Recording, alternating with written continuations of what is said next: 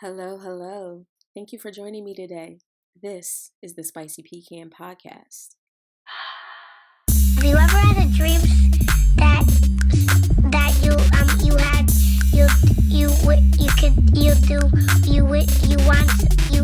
could do so you could.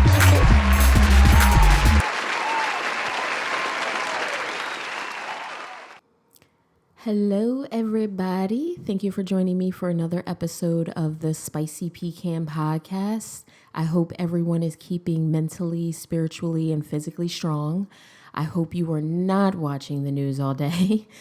I'm going to be brief this episode and my talking portion, just because I want to get directly to the interview. Very interesting about this interview. I recorded this interview with Morris pre-George Floyd. Wow, that's like really a thing now. Pre-George Floyd, and you know exactly what that means in so many ways. I want you to listen to the interview, understanding that, and keeping that in mind when you're listening. So many of these conversations we've been having anyway, but it just means so much more now.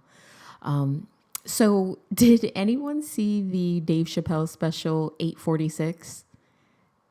Me and Dave Chappelle are thinking the same things. If you listen to my last episode, I was definitely going in on Candace Owens, and so did he. His lines about Candace, I died. And I agree with you, Dave. I think she smells too. Very good special. If you have not seen it, it is on YouTube for free. So definitely check that out. I don't want to give away too many spoilers, but it's a quick listen. It's about 30 minutes, maybe a little less. Quick note.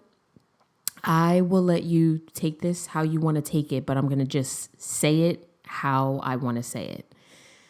Federal investigators are looking into two mysterious deaths thought to be possible suicides of Black men. Two Black men found 50 miles apart, both hung in trees. Some people have been active on social media saying that it's more than two. To me, 1 + 1 has always equaled 2. What do I mean by that? The Civil Rights Act of 1964, when it was passed, Bloody Sunday happened 9 months later in 1965. Power is never given up easily. Look at the Queen of England. I mean, perfect example. Every time I think about power, I think of her for some reason. That chick has been holding on to that crown from her weird son for I don't know how long. And he just lurks in the window behind the curtains, waiting for his moment like a little peeping Tom. But seriously, retaliation is a certainty. Organized, secret. Them boys is out, y'all. That's what I think anyway. But we'll let the FBI do their due diligence. And I will remind you once again, if you haven't yet, just like I said in the previous show, think about practicing your Second Amendment right. You have the right to defend yourself from evil. And it is what it is. It is, you have to protect yourself. 1 + 1 = 2. So in regards to the interview, because we're going to move along, I just want to apologize ahead of time. Zoom is a little clinky sometimes. It kind of goes in and out, so I apologize for any technical difficulties. In lieu of a commercial, I want you to listen to Rihanna's acceptance speech at the NAACP Awards earlier this year. Now, Rihanna, that's a spicy pecan right there. Okay, that is a spicy pecan right there. She lives by her own rules, says it like she means it, and she is always looking to grow and glow. She touches on the ending message of my last podcast. Everything that we're experiencing right now in terms of the systemic oppression that, some of us are finally now getting or understanding a bit more. This all comes down to people who believe in the foundation of human rights and the people who do not. Those two groups of people have nothing to do with color. All right, let's check out Rihanna and we'll head right into the interview. Thank you, Derek.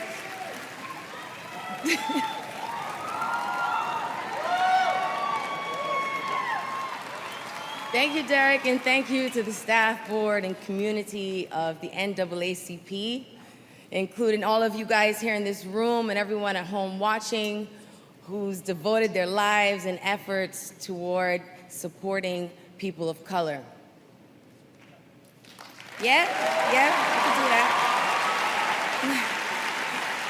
that. Okay, I'm gonna try to keep this simple because tonight is not really about me, because the purpose is bigger than me, right? You know, it's not bigger than us together, but it's bigger than me because my part is a very small part of the work that's being done in this world and the work that is yet to be done.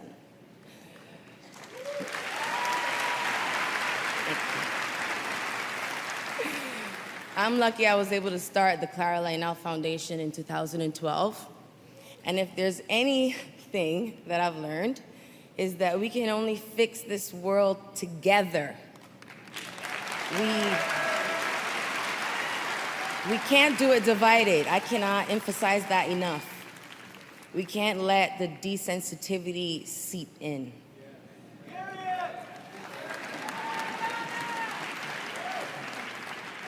If it's your problem, then it's not mine.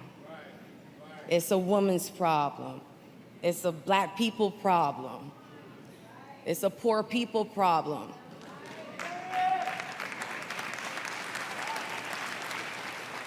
I mean, how many of us in this room have colleagues and partners and friends from other races, sexes, religions? Show of hands.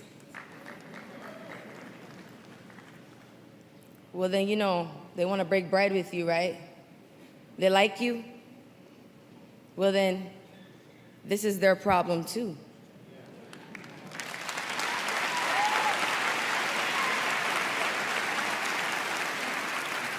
So when we're marching and protesting and posting about the Michael Brown Jr.'s and the Tatiana Jeffersons of the world,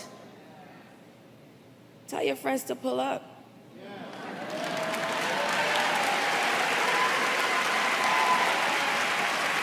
Thank you to the NAACP for all of your efforts to ensure equality for our communities. Thank you for celebrating our strength and tenacity. We have been denied opportunities since the beginning of time, and still we prevail. So I'm honored. Imagine what we could do together. Thank you for this honor. So, Morris, thank you so much for joining us. Super, super lucky to have you.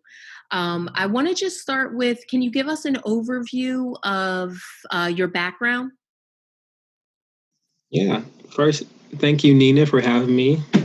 Really, really appreciate the opportunity. For as far as my background goes, I was raised in Augusta, Georgia. I grew up in the church, but also in the community, helping out as well. I went to school at Spring Arbor University, where I studied health and exercise science with an emphasis in physical therapy. But I found a passion helping young adults move closer towards healthy lifestyles and spiritual formation and emotional well-being, and also in physical attributes as well. After I became an RA, I was an RA for 3 years at my school, and I was really excited for the opportunity to be an RA for 3 years. I learned so much from the varieties of cultures moving from Georgia to the Midwest. After school, I ended up getting an opportunity to work at a therapeutic boarding school in Missouri, where it was very intensive mental health and severe drug abuse. And so I didn't necessarily was prepared for a lot of the things I would be set up for, but I'm very thankful that I've learned how to navigate those environments and how to help people move healthy along the way. After that, I moved to Iowa, where I was a hall director for Grandview University, and I worked predominantly first generation of students, buildings and campus as well.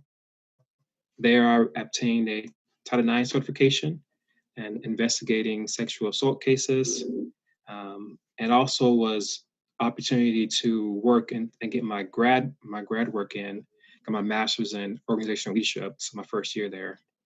After my first year in grad school, I ended up resigning my job and going back into mental health, where I was a little bit more prepared to work with populations where they experience homelessness and drug abuse and severe mental health, things of that nature. And so I work for this company called Freedom for Youth Ministries. I operated a transition house, and I had some staff and some residents there who I helped go more towards a healthy lifestyle. And finally, I moved from Iowa to California after my completion of my grad program. And I was really thankful to have the opportunity to become a resident director at UC Santa Barbara, where I completed several of my training programs for mental health and trauma. And I was leading on campus. I was leading with the team of Green Dot, which is bystander intervention training. And there I completed 4 certifications in trauma, and I was able to help a lot of students based upon all the things I've learned. Wow. Very impressive. And I know the answer to this, but just so the audience knows the answer to this, Morris, how old are you? I'm only 28. I'm only 28. Amazing, amazing. And so much of the work that you're doing is literally in the trenches, working directly with people. That is amazing. So you came to write a book. It's called Black Stoicism. What is the meaning behind that title? Yeah. So Stoicism, as long as I've known the word Stoicism, the meaning of it, the definition is defined as determination, grit, perseverance. And for so long, it's been associated with white culture. And so when I was doing more research about the word across my years of learning, I wanted to put Black in front of Stoicism because we as Black people endure much more spiritual, emotional, physical pain on a regular, ongoing basis without complaining. And additionally, I want to put Black in front of Stoicism because I think that we need to emphasize Blackness more. Were there any specific experiences that prompted you to say, I have to do a book? Because there were so many different avenues that you could have potentially have gone. What inspired the book to be written? I think a lot of it has to do with living in all these places in the Midwest, the South, the West Coast, Right. and people really not hearing me as a young Black man. You know, have all these experiences. In addition, I've taught in churches, I've led spiritual formation, I've given sermons, and I still felt invalidated by a lot of the people who are around me because they wasn't willing to take the time to listen, you know. And I had to really learn over the years that my voice will always be invalidated until I find a different way to communicate to people. And I didn't want the next generation of young adults to come up and continue to feel invalidated. And so I want to write an honest book about my experiences to help them in a way that's very open and that kind of bridges all of us together as Black people. Were there any specific experiences because you've worked face to face, hand in hand with people? This isn't something where you're 2 steps removed or anything like that. You're right in the front line. Were there any specific experiences that you present in the book that you'd be able to share? Yeah, wow, yeah. Um, a very particular instance is wow. Yes, I like that. A very particular question or instance would be really working in my experience in mental health. There was always young Black men who wasn't validated. And so, for an example, there's a young man who moved from a different state to Iowa, and with the transition house I was working with, he wasn't respected for his hard work ethics. In the program, we have different stages in the program, and so usually stage 1 through 3. Typically, in the stage 1 of our program, the resident doesn't have a part-time job because we want to help build up. If they were homeless previously, we want to make sure they adjust to a more productive and sustainable lifestyle. But mainly, he just needed a home to go to. He just needed somewhere to be safe and to grow and continue his growth in life. And so for him in particular, I kept trying to advocate for him to my supervisors and people in the environment. And unfortunately, they just wouldn't listen to me.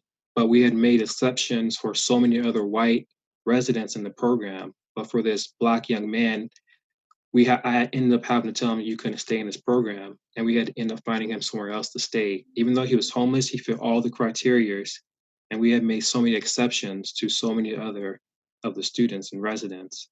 And for me, in that instant, it was a moment of my particular voice wasn't heard for me advocating for his experience and my own as well. And it's just extremely frustrating, and yeah, extremely frustrating. Wow, absolutely, absolutely. What experiences, or I would say, what inequities have you seen in your professional work? I mean, you were basically just speaking to that. Yeah. Um, how do you get around something like that? Because I would think that people aren't necessarily recognizing that I've made all of these allowances and tying that to race. I feel like sometimes people just don't see it, don't get it. How do you how do you deal with that? Mm. Yeah, to me, for me, I have to take it back to God. I've learned over the years that for me, God has been such a strong foundation. And I've learned from all the elders who I've talked to who are older that throughout their life, they have gone back to God and they've been able to process their pain or been able to persist in their pain. And so I think that's number one. And also, there is this, when I worked in California, I used to go to these talks all the time. And there was this man who was wrongfully incarcerated and he spent 20 years in prison. Once he got out of prison, he ended up starting a barbershop.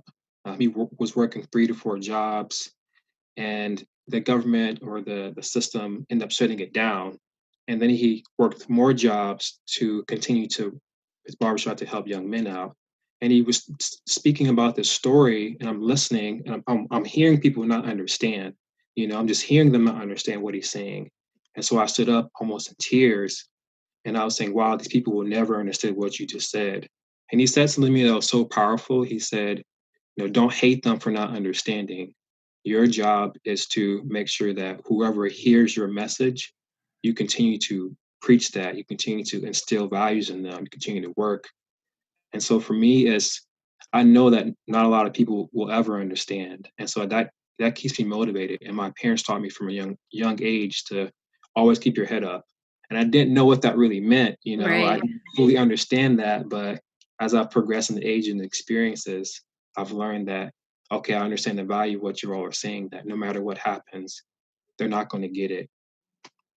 Do you feel like it's your duty to continue to speak on that, even when you do realize that some people don't get it? Because I think a lot of us, not necessarily me, I think that there is a need for to continue to share a message.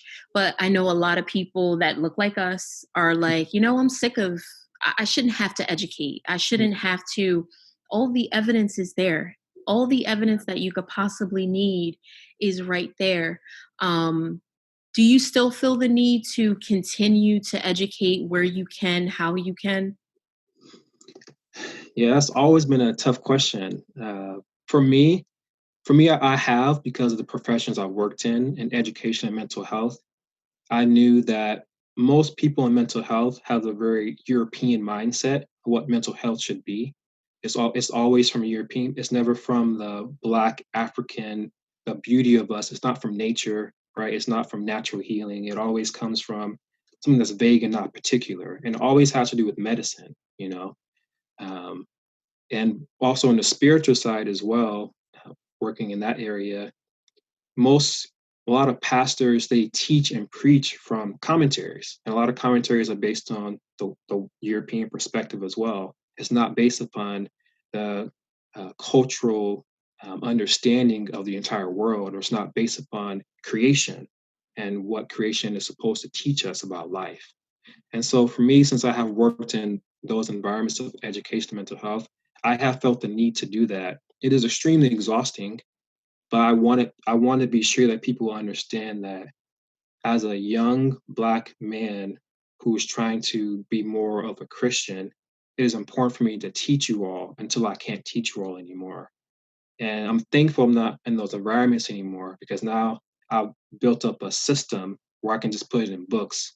And now I can get the opportunity to speak about my experiences and have a lot more respect upon who I am and what I've said in the past. Yeah. Your book goes over some huge life topics: mental health, physical health, emotional, spiritual. In my journey, in my walk, I have come to, and I am much older than you. We're not going to say my age, but in my walk, I have finally just come to meditation. Heard Mm, about it a million times, but becoming more serious about it now. mm, How, in your experience, where on one hand, doctors want to feed pills to people, mm, and then on the other hand, we have these boundless resources that are innately in us that we don't need nothing, it's already there. How do you kind of, being in mental health, some people do need medication, but then we have that. How do you kind of play that line, or, how do you kind of handle that line with people? yeah, I've always approached it at a perspective of delayed gratification. It depends on what people want. A lot of people, especially when they come into, because I've personally trained a lot of people, but also had help people with their mental well-being. They want instant results, you know. And this generation that is growing up, they want that even more. It's been really a contrast to see over the past 4 years of working at the university in California, just a difference of, Agreed. it is just, it's I my mind has just been blown away. I just don't understand what they're thinking about. I don't know how they're processing the world. I'm not really sure what their goals or aspirations are anymore. But it is so different than what I've ever seen before, and it's scary. And so I've been trying to teach them, hey, it's really important to what you think is important right now that may not be important right now. And so let's focus on delaying your gratification. Let's focus on expanding your attention span. Let's focus on those important tools, and then we can focus on, all right, is medicine an optional for you? Okay, well, what have you done besides taking medication? Have you meditated? Have you been exercising? Have you tried walking? Have you tried journaling? Are you doing the recommendations of your therapist? Are you doing all those things and medication? Okay, what's the next step? Is there a way that we can wean you off of medication if you've had a conversation with your therapist? And so I think it really has to come from a perspective of, what are you willing to sacrifice in order for the betterment of your future long term? And that's always a tough conversation with young adults, because it's not common. There's so Right. many messages of, you need to get this now, or lose weight now, or instant results now. And so it's just really, it's hard. But I've always tried to approach it from, delay what you believe is important right now, and just remember, you're young. You are young. You don't have all the answers. So just be mindful. Yeah. And I think, I think people need to also realize that regardless of age, you don't always have the answers. Yeah. But everything that you said, absolutely true. So, one more question, just in terms of like your work history, working within the system Mm, can be so infuriating because everything is a process. And I know that even though nonprofits may be a little more free, yeah. still there are so many processes. How do you stay encouraged when you're working within a bureaucratic system? You have to cross this T, dot these I's, but there's no room for the gray, Mm, like what you were saying when you were trying to advocate for people, and just those extra details, because we're talking about humans. yeah. How do you stay encouraged, other than, obviously prayer? But as you're working, how do you stay encouraged? I always remind myself that my elders before me never had the opportunities that I have today. Mm, Growing up in the South, I, powerful. I saw continual reminders of slavery in the South. Slave poles, the continual separation, right, of black and white, right, the how different schools were taught or giving information. how that in the South, different churches preach different things in terms of politics and religion and God. And so I was always reminded by my elders from hearing their stories from, because in the South, especially in churches, you listen, it's a Right. requirement for young people to listen, you can't really just voice your opinion. You just got to sit there until they're finished. And that maybe an hour, and maybe over food. Maybe a lot longer. Let's keep it real. That's real. That's real. I was being gentle there. And so it's reminding me that they've always said that, like you have so many more opportunities than we have, and don't waste that, And just my elders not being able to read or write, that has always fueled my desire to keep learning. It's always fueled that. I never want to take advantage of that because they worked so hard for me to be here. And so as my elders did for me, I want to do for them. Absolutely. So I want to get into the process of publishing the book. Yeah. You had decided to go the self-publishing route. Was there ever a debate in your mind whether you were going to pitch it to a company or whether you were going to do self-publishing, or did you just know? I think for me, once I make a decision, I just try to stick with it. I had no idea of how I was going to get the information out. And one of my friends, she had published a book a while back, self-published a book through a different company. And so I was exploring different options of self-publishing because such with the topics I have, I just want to make sure I want to make sure the content is mine. I want to make sure Right. that I send a very clear message because a lot of the stuff in the book is sometimes can be challenging or hard to read. My usage of language as well. And so for me, I just thought the best way was to try to see what I can do on my own. And thankfully, I found on the web searching book baby ended up being a great resource for me. And I was able to connect with them, call and ask them some questions, send a lot of emails. And it's been great to hear that response. But in terms of larger publishing companies, I don't know. I guess I'll have to see what happens in the future. But I just want to just try it out, try something Yeah. different. Yeah. Absolutely. Big things for you regardless. Yeah. Regardless. How long did it actually take you to write the book? And then how long did it take to get it as a physical item, like in your hand? So it took about 2.5 years to write the book. My goal was to write one page a day, and starting in fall of 2017, all the way until the end of 2019, just writing one page a day. Extremely emotional process, because the book is it's meant to like pull you in every emotional way. Since I've learned about like the depth of emotions over the years, I want to just continue to take people on a journey of my life, but also the life of Blackness as well, Black people. Mhm. And so for the publishing the book company, publishing with Book Baby, it was so smooth. It was such a smooth process. I sent them information in early January, and we kept doing some email back and forth. They helped me do editing, which was perfect. I edited the book for a month, every day for a month. I take small stages, and so I Right. did, and so they helped me complete the final format of the editing, and I was really thankful for that. And they helped me design the cover as well. That took a few days because I wanted to make sure I get it right. I gave them as much detail as possible, and they ended up doing it perfect on the first try. So really thankful for that. And I think the last thing, it took 3 months, mainly because I wanted to make sure it was right. So I took a lot of time reading it. Doing something yourself, you just want to, it's like, it's so precious for you. You Right. created this, and so it took about 3 months, and I was really thankful when I finally got all the books into my door. Awesome. Now, where can we get your book now? Yes. And so the best way to learn about me and more content, but on my book now, if you go to Morris Jr. on Facebook or Instagram, there's a link in my bio. And I'm giving more information about who I am, more poetry, more letters, more encouragement as well.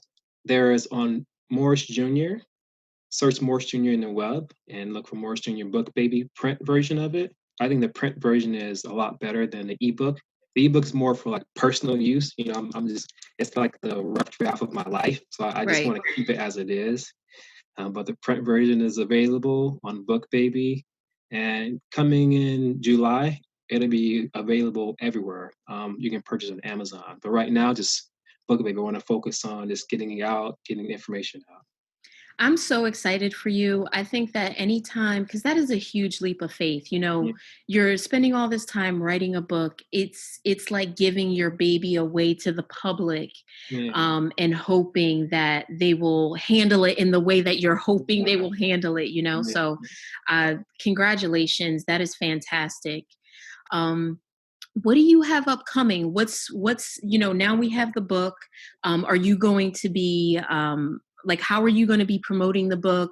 What's the plan moving forward?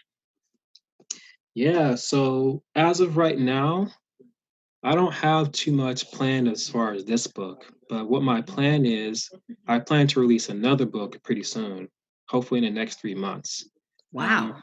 very different, very different information, very different subject, very different title. And 3 months after that, I plan to release another book.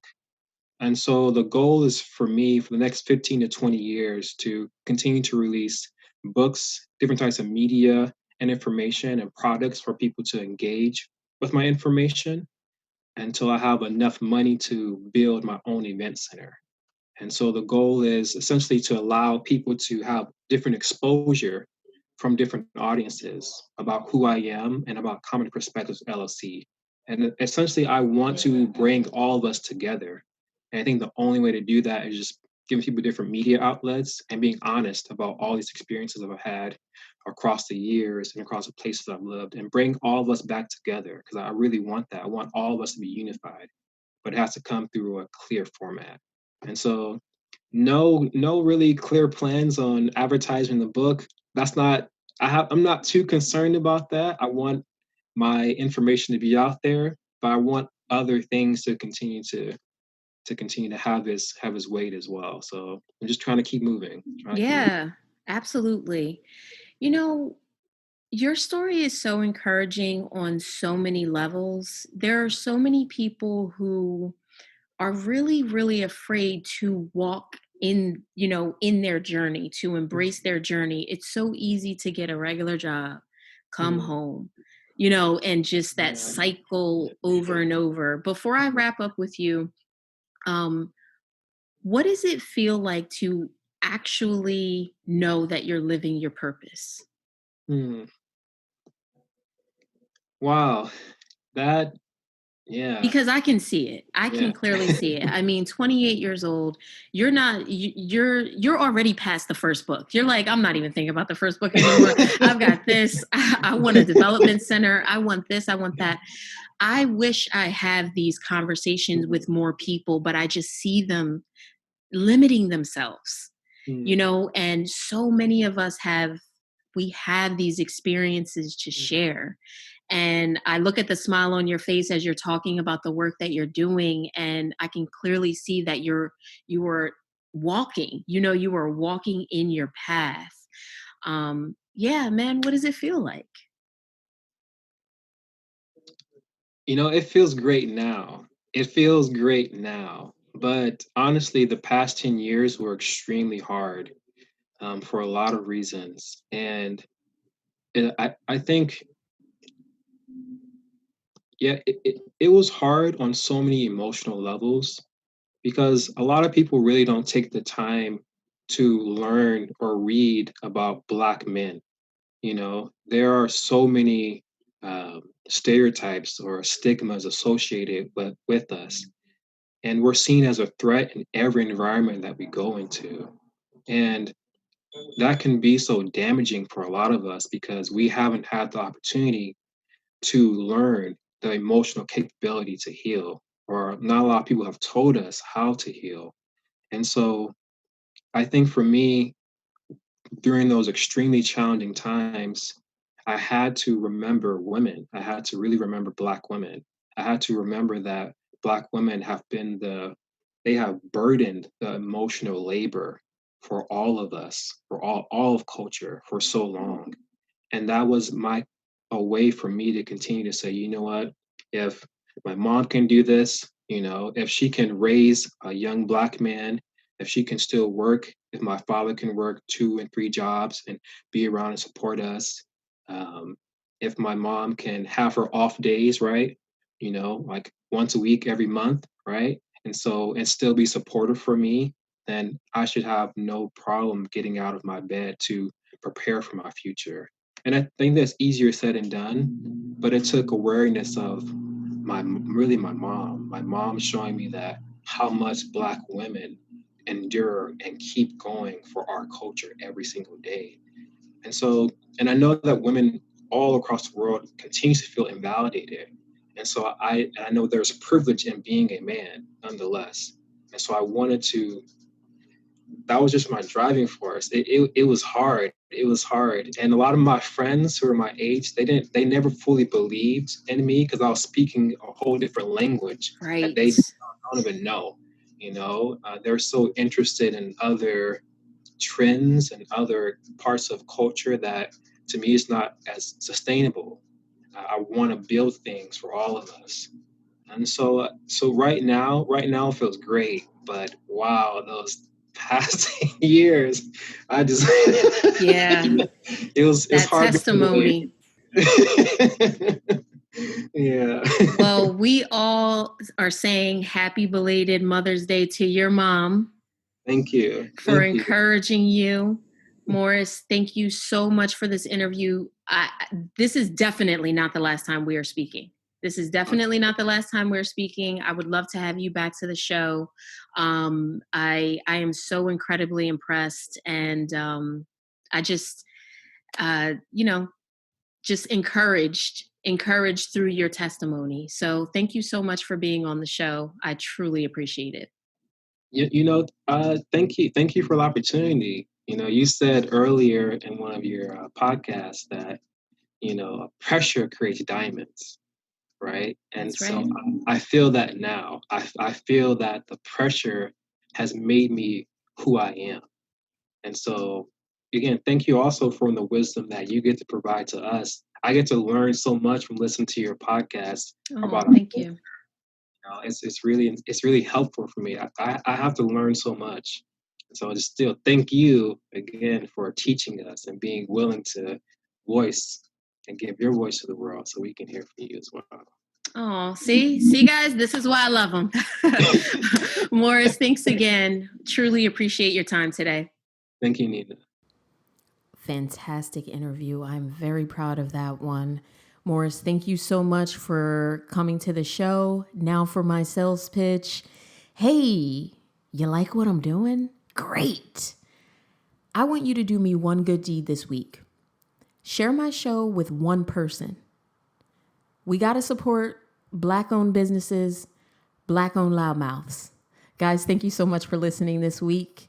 Make sure you're liking, subscribing, all that good stuff. Thank you to everyone who pulls up for human rights. It's an honor to have had your time. Stay safe. Be blessed. Thank you for listening to Spicy Pecan Podcast. This is a Wonderful Me Media production.